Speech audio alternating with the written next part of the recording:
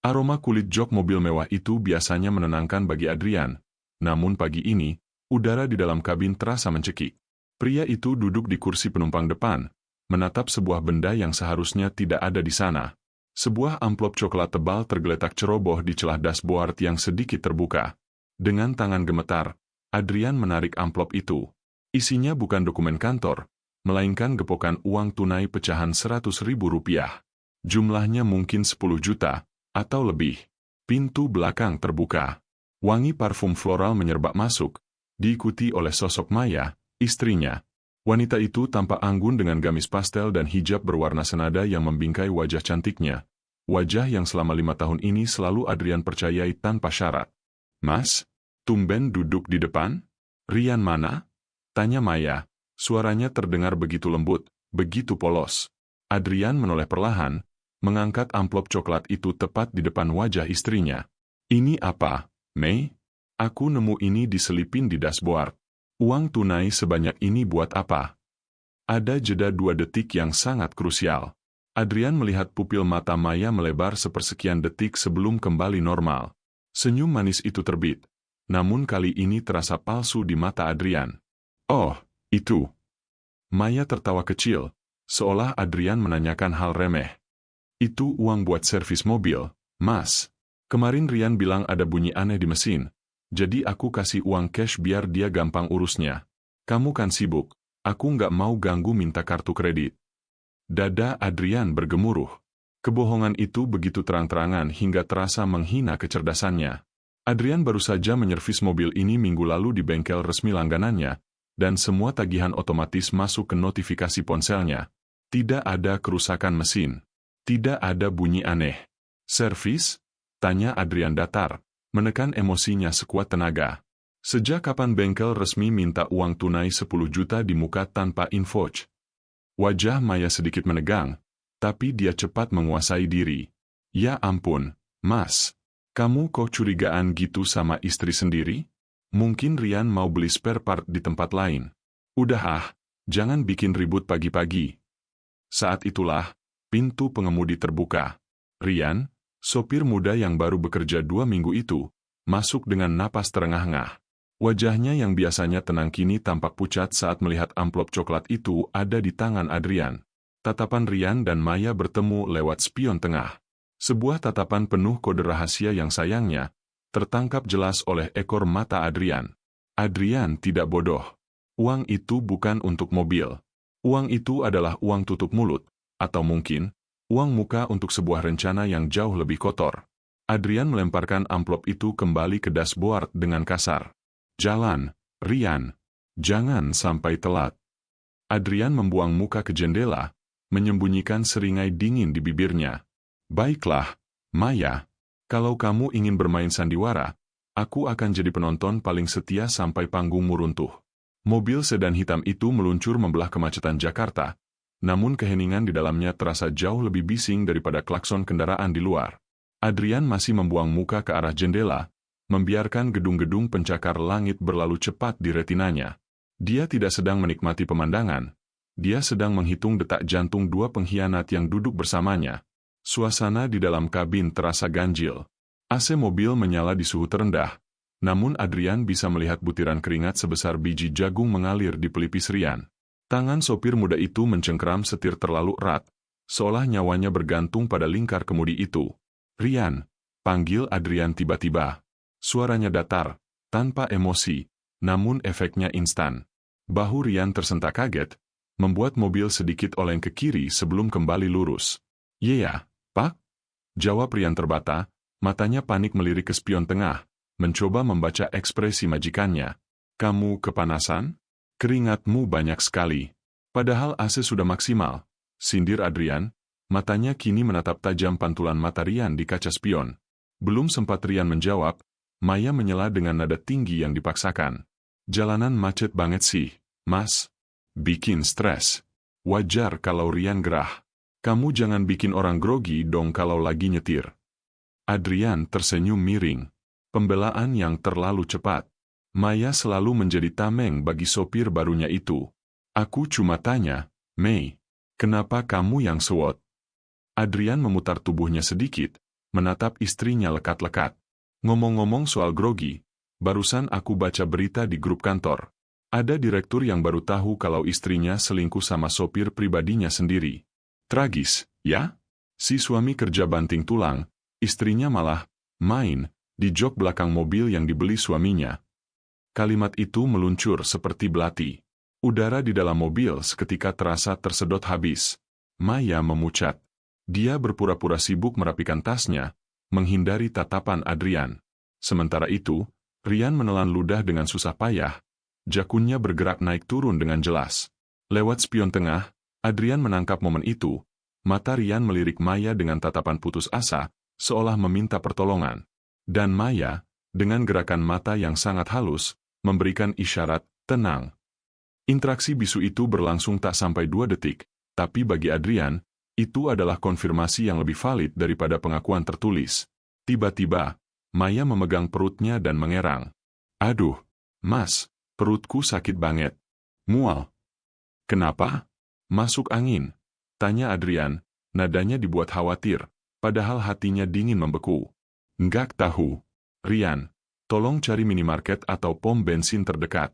Saya mau ke toilet sebentar. Nggak tahan. Perintah Maya mendesak. Mobil menepi di sebuah area ruko yang sepi.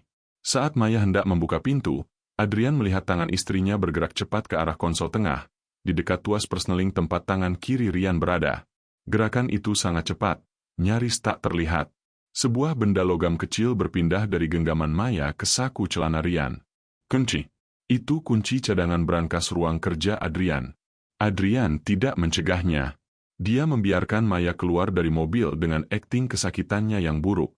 Dia membiarkan Rian menyimpan kunci itu. Adrian bersandar tenang di joknya, memejamkan mata sejenak sambil menikmati getaran adrenalin. Istrinya baru saja menyerahkan kunci kehancurannya sendiri. Malam itu, rumah mewah bergaya minimalis yang biasanya menjadi tempat perlindungan bagi Adrian, kini terasa tak ubahnya seperti kandang singa. Sepulang dari insiden kunci brankas di mobil tadi siang, sikap Maya berubah 180 derajat. Ketegangan di wajahnya lenyap, digantikan oleh senyum manis yang berlebihan, seolah-olah dia sedang berusaha menutupi bangkai yang mulai membusuk. Di meja makan, Maya menyeduh kopi hitam, kopi gayo kesukaan Adrian. Aromanya kuat memenuhi ruangan, namun bagi Adrian, aroma itu kini memicu alarm bahaya di kepalanya. Diminum, Mas. Kamu pasti capek banget seharian nyetir emosi, ujar Maya lembut, meletakkan cangkir keramik itu di depan Adrian. Tangannya singgah sebentar di bahu suaminya, memijat pelan. Oh ya, Mas, tadi siang aku baca artikel soal kesehatan. Seramnya, umur nggak ada yang tahu. Polis asuransi jiwa kamu yang nilai pertanggungannya 5 miliar itu, dokumen aslinya kamu simpan di brankas kantor atau di rumah, sih? Aku cuma mau rapikan arsip aja. Pertanyaan itu terdengar begitu kasual, terselip di antara denting sendok dan piring.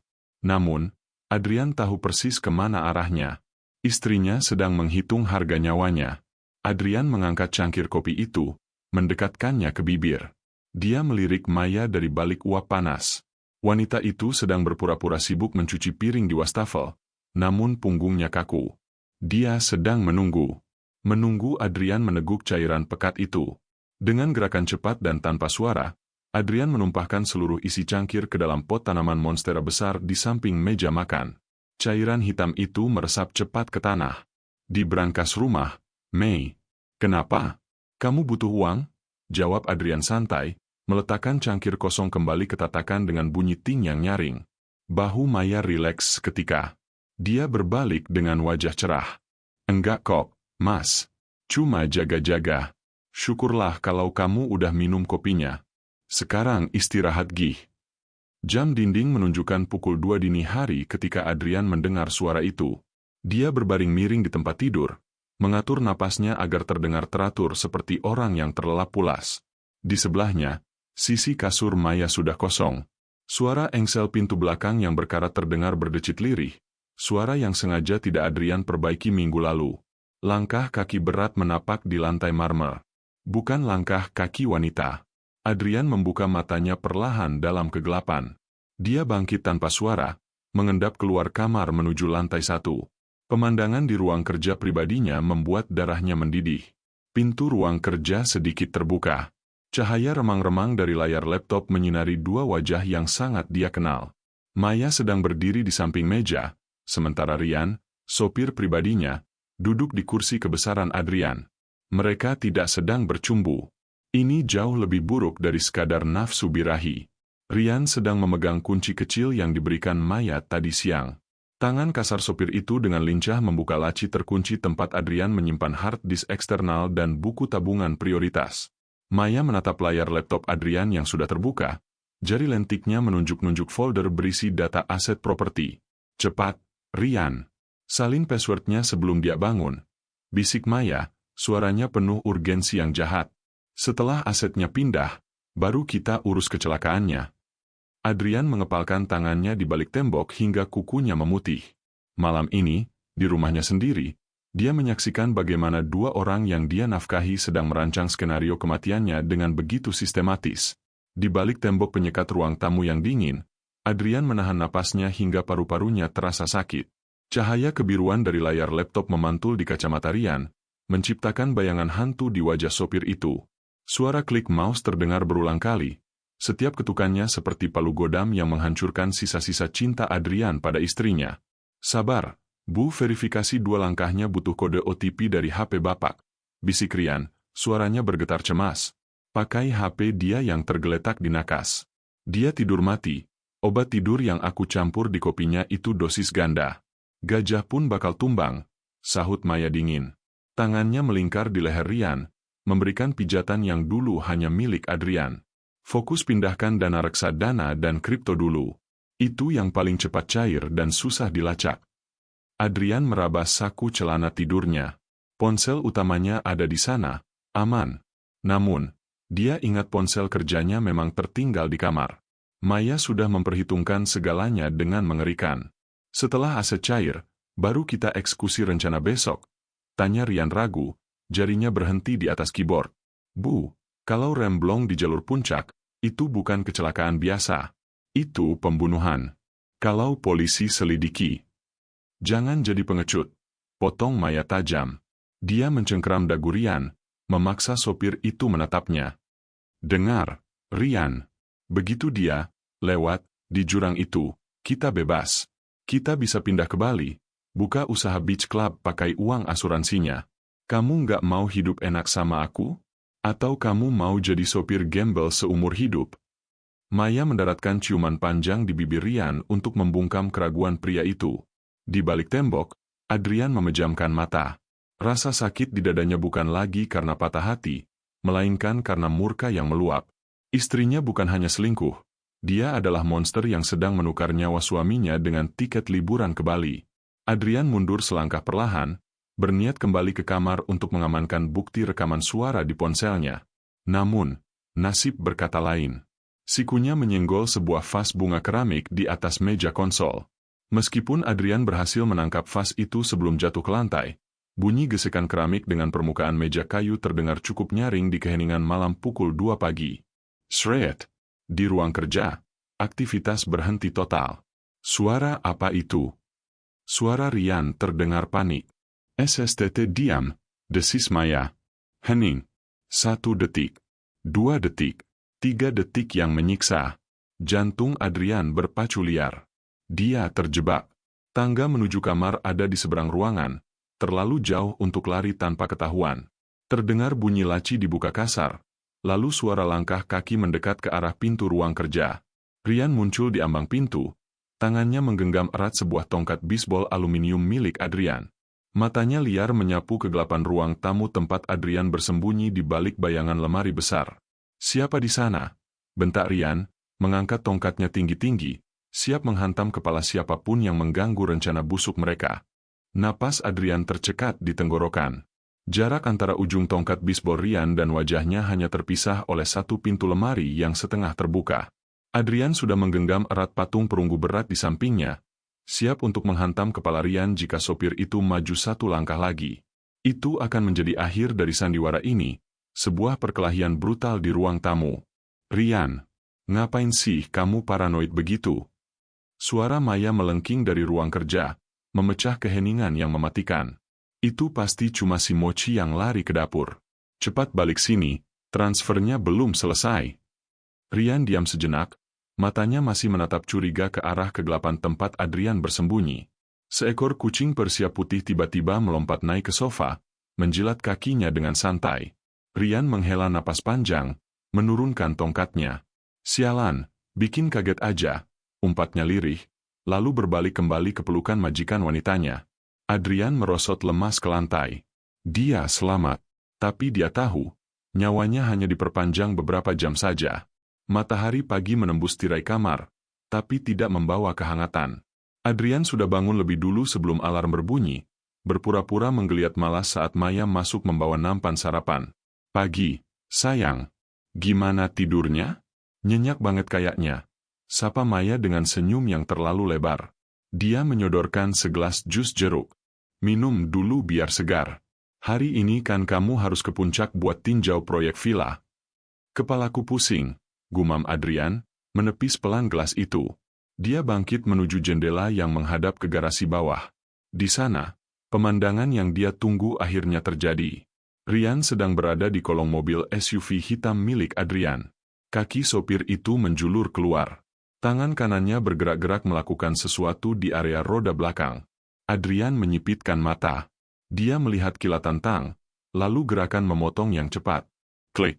Maya, yang berdiri di belakang Adrian, ikut melirik ke bawah. Oh, Rian rajin banget ya. Dia lagi cek kondisi ban, takut licin soalnya semalam hujan. Kilah Maya cepat, suaranya sedikit bergetar. Iya, rajin sekali, jawab Adrian dingin. Dia sangat berdedikasi untuk memastikan aku sampai ke tujuan dengan selamat. 1 jam kemudian, Adrian berdiri di samping mobil. Rian menyerahkan kunci dengan tangan yang sedikit gemetar. Mobil sudah siap, Pak. Rem, oli, semua aman. Bapak yakin tidak mau saya setiri? Jalur puncak lagi rawan longsor, Pak. Enggak usah, tolak Adrian tegas. Dia menatap mata Rian dalam-dalam, membuat sopir itu menunduk. Aku butuh waktu sendiri. Lagi pula, kalau terjadi sesuatu di jalan biar aku saja yang menanggungnya. Kalian tidak perlu ikut mati. Kalimat itu membuat senyum Maya kaku seketika. Adrian masuk ke dalam mobil. Dia menyalakan mesin. Suaranya menderu halus, menyembunyikan maut yang mengintai di balik sistem pengeremannya. Adrian melambaikan tangan pada Maya yang berdiri di teras. Istrinya membalas lambaian itu, lambaian perpisahan untuk seorang suami yang dia pikir tidak akan pernah pulang dalam keadaan bernyawa. Adrian menginjak gas. Mobil meluncur keluar gerbang, membawa Adrian menuju skenario kematiannya sendiri. Jalanan menuju puncak mulai berkelok dan menanjak, diapit oleh jurang curam di sisi kiri yang tertutup kabut tipis. Jarum speedometer menunjukkan angka 80 km per jam. Mobil SUV itu melaju stabil, namun Adrian tidak sedang menikmati perjalanan. Dia sedang mempersiapkan panggung terakhir untuk istri tercintanya. Adrian menepikan mobil sebentar di bahu jalan yang sepi, jauh dari keramaian lalu lintas. Dia menarik napas panjang, mengumpulkan segenap emosi, lalu menekan tombol panggil cepat nomor 1 di ponselnya, My Lovely Wife. Panggilan tersambung pada dering kedua. Terlalu cepat. Maya jelas sedang menunggu kabar duka. Halo, sayang? Kamu sudah sampai mana? Suara Maya terdengar renyah, namun ada getaran antisipasi yang tak bisa disembunyikan. Adrian memulai akting terbaik dalam hidupnya. Dia kembali menginjak gas, membuat mesin menderu kencang, lalu berteriak dengan nada panik yang mencekam. May, tolong, ada yang salah sama mobilnya. Jerit Adrian, suaranya pecah saking histerisnya. Remnya nggak mau digerakin. Injakannya los. Di ujung telepon, terdengar jeda sesaat sebelum Maya merespons dengan jeritan yang tak kalah keras, sebuah akting tandingan. Apa? Mas, jangan bercanda. Coba injak lagi. Tarik rem tangan. Nggak bisa. Semuanya macet. Adrian memukul dashboard berkali-kali untuk menciptakan efek suara gaduh. Aku di turunan curam. Depan ada truk. May, aku takut. Tolong aku, May. Ya Tuhan, Mas. Awas. Banting setir ke kiri, Mas. Ke tebing. Teriak Maya. Saran yang mengerikan. Membanting setir ke tebing di kecepatan tinggi sama saja bunuh diri. Adrian menyeringai dingin, kontras dengan suara paniknya. Dia melihat celah aman di depan, sebuah tumpukan ban bekas dan semak belukar tebal di pinggir area istirahat yang terbengkalai. Ini adalah tempat yang sudah dia survei sebelumnya. Mei, aku sayang kau. Brak! Adrian membanting setir menghantam tumpukan ban itu. Suara benturan logam dan karet terdengar memekakan telinga. Ponsel Adrian terlempar ke lantai mobil, namun layarnya masih menyala. Sambungan belum terputus. Adrian menahan napas, diam tak bergerak, membiarkan keheningan mengambil alih. Dia mendekatkan telinganya ke arah ponsel yang tergeletak di karpet bawah. Di seberang sana, seharusnya Maya menangis histeris memanggil namanya. Namun, yang terdengar justru sebaliknya. Halo? Mas Adrian. Suara Maya hening sejenak. Lalu, terdengar helaan napas lega yang panjang, diikuti suara tawa kecil yang berubah menjadi tawa lepas. Akhirnya, gumam Maya, suaranya terdengar jelas karena dia lupa mematikan sambungan. Rian, sini. Bunyinya kencang banget. Kayaknya dia sudah hancur. Kita berhasil, sayang. Kita kaya. Darah Adrian mendidih mendengar sorak-sorai itu. Di dalam mobil yang berasap tipis karena radiator yang pecah, Adrian mengepalkan tangannya. Dia tidak terluka parah, airbag bekerja sempurna, tapi hatinya baru saja resmi mati. Maya baru saja merayakan kemenangannya.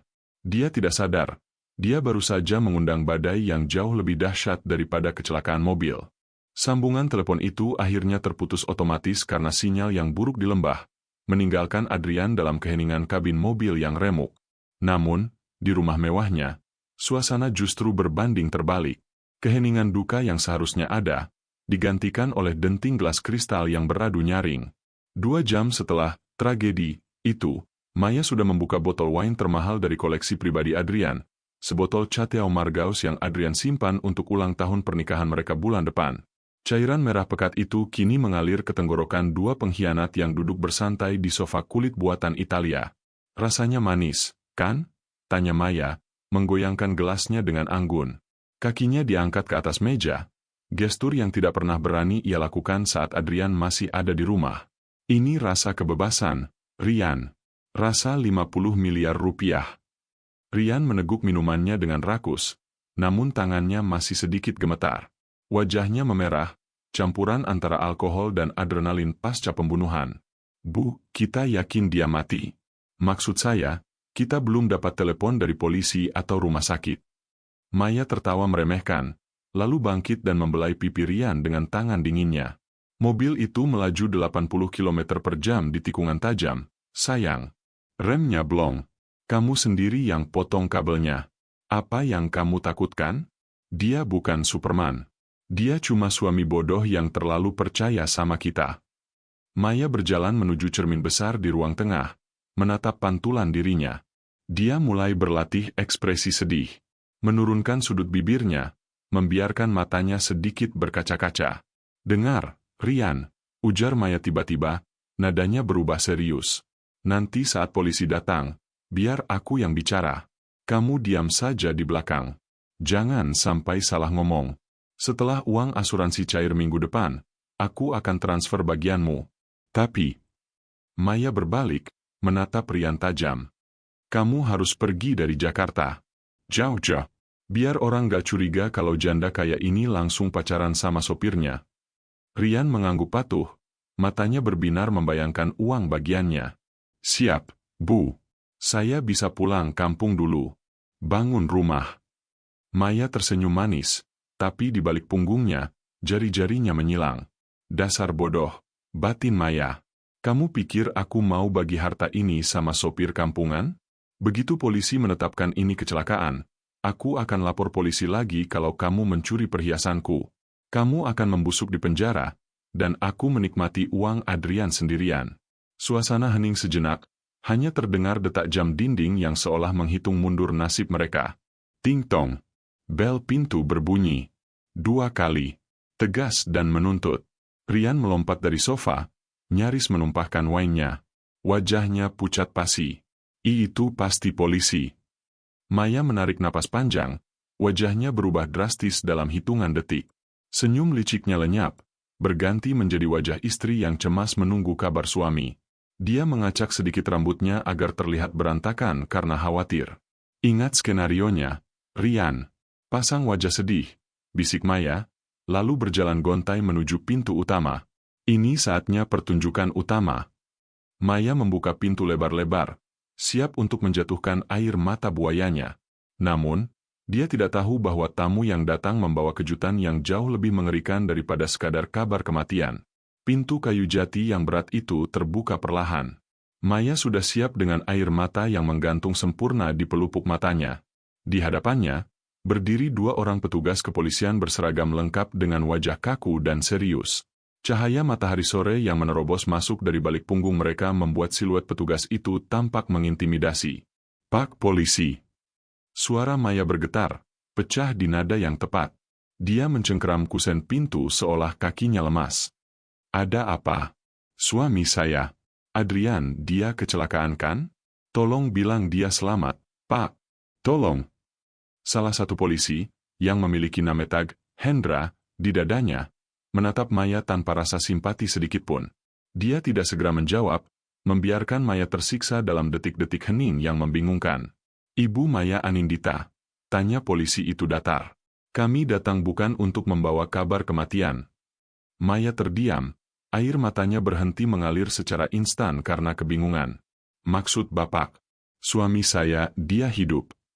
"Lebih dari hidup, Bu," jawab polisi itu sambil melangkah minggir. Dunia Maya seakan berhenti berputar. Jantungnya serasa jatuh ke lantai. Dari balik punggung tegap kedua polisi itu, muncul sesosok pria yang seharusnya sudah menjadi mayat di dasar jurang puncak. Adrian. Pria itu berdiri tegak. Kemeja putihnya sedikit kotor oleh debu dan oli, lengan bajunya digulung berantakan. Namun, tidak ada luka fatal. Tidak ada darah. Hanya tatapan matanya yang sedingin es kutub, menusuk langsung ke manik mata Maya. "Emas." Maya mundur selangkah, kakinya tersandung karpet. Wajahnya pucat pasi, lebih putih dari tembok di belakangnya. Dia menatap Adrian seperti melihat hantu yang bangkit dari kubur untuk menuntut balas. "Kakakmu, bukannya?" Dari arah ruang tengah, terdengar suara pecahan kaca yang nyaring. "Perang!" Rian, yang mengintip dari balik partisi, menjatuhkan gelas wine-nya. Matanya terbelalak lebar, kakinya gemetar hebat hingga tak sanggup menopang tubuhnya. Sopir itu merosot jatuh ke lantai, dikelilingi genangan anggur merah yang tampak seperti darah. Adrian melangkah masuk melewati polisi, masuk ke dalam rumah yang baru saja dirayakan sebagai milik janda kaya. Dia berjalan tenang, lalu mengambil botol Chateau Margaux yang sudah terbuka di atas meja. "Wah, vintage tahun 2015, ujar Adrian santai, memutar botol itu di tangannya.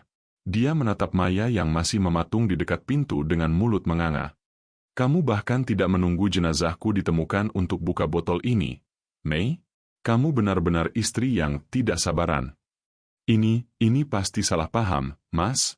Aku minum karena aku stres. Aku pikir kamu meninggal." Maya mencoba berdalih, suaranya melengking histeris, berusaha mengembalikan skenario yang sudah hancur. Dia berlari mendekat, mencoba meraih tangan Adrian. "Aku cinta kamu, Mas. Aku sedih banget tadi." Adrian menepis tangan itu kasar. Tatapannya berubah dari dingin menjadi jijik. "Simpan air matamu, Mei," desis Adrian tajam. Dia mengeluarkan ponselnya, ponsel yang tadi merekam tawa kemenangan Maya di ujung telepon. "Aktingmu di telepon tadi memang luar biasa. Layak dapat piala Oscar. Tapi sayang sekali sutradara sandiwara ini adalah aku. Dan di naskahku, penjahatnya tidak menang." Adrian menoleh ke arah polisi. "Pak Hendra, silakan. Tamunya sudah lengkap." Suasana di ruang tamu mewah itu berubah menjadi arena pengadilan jalanan. Menyadari posisinya yang terpojok, insting bertahan hidup Maya mengambil alih. Wajahnya yang pucat kini memerah karena amarah yang dibuat-buat. Dia berbalik menunjuk Rian yang masih terduduk di lantai dekat pecahan gelas. "Ini semua salah dia, Pak Polisi," teriak Maya melengking, jarinya menuding wajah Rian dengan gemetar. "Sopir gila ini yang merencanakan semuanya. Dia mengancam akan membunuh saya kalau saya tidak ikut rencananya. Saya dipaksa, Mas Adrian. Saya korban di sini." Maya menangis histeris, mencoba meraih simpati. Dia bilang dia butuh uang untuk judi. Dia yang potong rem mobil kamu. Tangkap dia, Pak. Keheningan menyelimuti ruangan sesaat setelah tuduhan itu terlontar. Adrian hanya melipat tangan di dada dengan tenang, menatap istrinya seolah sedang menonton badut sirkus yang menyedihkan. Tiba-tiba, suara tawa terdengar. Bukan dari Adrian, tapi dari Rian. Rian, sopir yang selama ini terlihat gugup, penakut, dan mudah disetir itu, perlahan bangkit berdiri. Tidak ada lagi tubuh gemetar. Tidak ada lagi keringat dingin. Dia membersihkan celananya dari cipratan wine dengan santai, lalu menegakkan punggungnya. Postur tubuhnya berubah drastis menjadi tegap dan berwibawa. Akting ibu memang konsisten sampai akhir, ujar Rian. Suaranya berubah, menjadi berat dan tegas, sama sekali berbeda dengan suara cempreng sopir yang biasa didengar Maya. Rian merogoh saku dalam jaketnya, tapi bukan untuk mengeluarkan kunci mobil. Dia mengeluarkan sebuah kartu identitas berbingkai kulit dan menunjukkannya pada polisi. Lapor, Endan. Target sudah mengakui keterlibatannya secara verbal dan visual. Semua bukti rekaman selama 2 bulan terakhir sudah saya amankan di cloud. Lapor Rian kepada petugas polisi bernama Hendra itu. Maya terbelalak, mulutnya terkunci rapat. Target? Apa maksudnya? Adrian melangkah maju, berdiri di samping Rian. Dia menepuk bahu sopirnya itu dengan akrab. Kenalkan, Mei. Namanya Satria, bukan Rian. Jelas Adrian dengan nada dingin yang menusuk tulang. Dia bukan sopir yang aku pungut dari yayasan. Dia investigator swasta terbaik yang aku sewa 3 bulan lalu, tepat saat aku mulai curiga uang di rekening perusahaanku sering bocor ke rekening ibumu. Lutut Maya lemas seketika. Dia ambruk ke lantai, menatap Rian, atau Satria, dengan pandangan kosong. Jadi, bisik Maya serak. Kalian bersekongkol. Kamu pikir aku bodoh membiarkan orang asing menyentuh mobilku? Sela Satria sambil tersenyum miring. Di garasi tadi pagi, saya tidak memotong kabel rem, Bu Maya. Saya cuma memotong kabel sensor parkir mundur.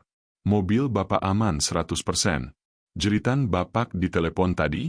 Itu cuma sound effect untuk memancing ibu merayakan kemenangan. Satria mengeluarkan ponselnya, memutar rekaman suara Maya di bab sebelumnya. Akhirnya berhasil. Rian, kita kaya, sayang. Suara itu menggema di ruangan, menjadi vonis yang tak terbantahkan. Maya bukan hanya kalah. Dia telah dipermainkan dalam permainannya sendiri, oleh pion yang dia anggap paling lemah. Suara rekaman itu berhenti berputar, menyisakan keheningan yang mencekik di ruang tamu. Wajah Maya yang tadinya merah padam karena amarah, kini memucat seputih kertas. Dia sadar, tidak ada lagi celah untuk menyangkal. Bukti itu terlalu telak, terlalu sempurna. Bawa dia, perintah Pak Hendra singkat. 2 petugas polisi maju serentak, menarik lengan Maya dengan tegas. Bunyi klik dari borgol besi yang mengunci pergelangan tangannya terdengar seperti vonis hakim yang dijatuhkan lebih awal. Mas Adrian. Maya menjerit histeris, meronta dari pegangan polisi.